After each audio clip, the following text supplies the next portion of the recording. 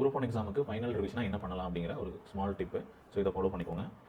இவ்வளோ நாள் வந்து நம்ம படித்ததை மட்டும் ரிவைஸ் பண்ணணும் இல்லையா? ஸோ அதுக்கு ரெகுலராக ஆப்டிடியூடுக்கு 1 hour ஸ்பெண்ட் பண்ணுங்கள் டெய்லியும். ஒரு கொஸ்டின் பேப்பரோ இல்லை வந்து ஒரு 25 கொஸ்டின்ஸோ டெய்லியும் வந்து பார்த்தீங்கன்னா ஒரு டெஸ்ட்டாக வந்து ப்ராக்டிஸ் பண்ணி பாருங்கள். நீங்கள் ஏற்கனவே படித்த எல்லா கான்செப்ட்டையும் ப்ராக்டிஸ் பண்ணுற மாதிரி, எல்லா ஷார்ட்கட்ஸையும் யூஸ் பண்ணுற மாதிரி ப்ராக்டிஸ் பண்ணிட்டே இருங்க. டெய்லியும் இது வந்து எக்ஸாம்ஸ் வரைக்குமே வந்து பண்ணுங்கள். டெய்லி 1 hour பண்ணுங்கள். ப்ளஸ் வந்து நான் டெய்லி பண்ணுறது தான் சொல்கிறேன். அது மட்டும் இல்லாமல் 3 சப்ஜெக்ட்ஸ் வந்து எடுத்துக்கோங்க. எனி 3 சப்ஜெக்ட்ஸ், அது முக்கியமான 3 சப்ஜெக்ட்ஸ் வந்து நீங்கள் எடுத்து ஃபாலோ பண்ணலாம்.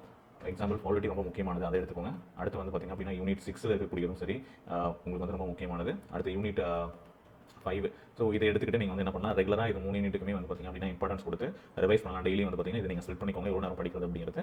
ஸோ இந்த மாதிரி ஒரு 3 டேஸ்க்கு வந்து ஒரு 3 சப்ஜெக்ட்ஸ் எடுத்தீங்க அப்படின்னா கூட உங்களால் வந்து எல்லாத்தையும் கவர் பண்ணிட முடியும்.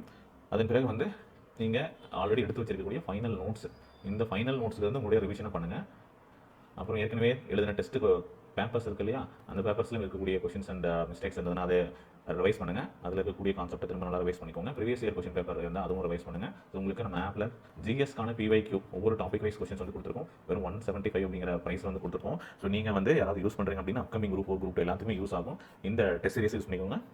ஆப்பில் அவைலபிளாக இருக்குது, செக் பண்ணி பாருங்கள்.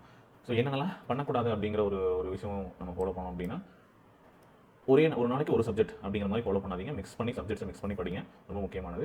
அதன் பிறகு புதுசாக நீங்கள் டச் பண்ணாத நியூ சப்ஜெக்ட்ஸ் எதுவும் நியூவாக படிக்காதீங்க. நியூவாக வந்து புதுசாக ஏதாவது படிக்கலாம்னு நினச்சிங்கன்னா புதுசாக சப்ஜெக்ட்ஸ் வந்து எதுவும் படிக்காதீங்க. படிக்காத கான்செப்ட் வந்து படிக்காதீங்க. படிக்காத சப்ஜெக்ட்ஸ்க்கு வேணும்னா ரொம்ப இம்பார்ட்டன்ட் ஏரியாவில் இருக்கக்கூடிய PYQs அந்த மாதிரி எடுத்து நீங்கள் வந்து ரிவைஸ் பண்ணலாம். ஓகே. அண்ட் ரெகுலராக ஒரு டெஸ்ட் வந்து எழுதி பாருங்கள், உங்களுடைய கான்ஃபிடன்ஸ் இம்ப்ரூவ் பண்ணுறது. இதை மட்டும் பண்ணுங்கள். ஸோ உங்களுடைய ரிவிஷன் ஒரு நாளைக்கு ஒரு சப்ஜெக்ட் இந்த மாதிரி போனீங்க அப்படின்னா உங்களுக்கு டைம் இருக்காது. அண்ட் எல்லா சப்ஜெக்ட்ஸும் ஈக்குவலாக வந்து ஃபுல்லாக கம்ப்ளீட் பண்ணுறது உங்களால் முடியாது.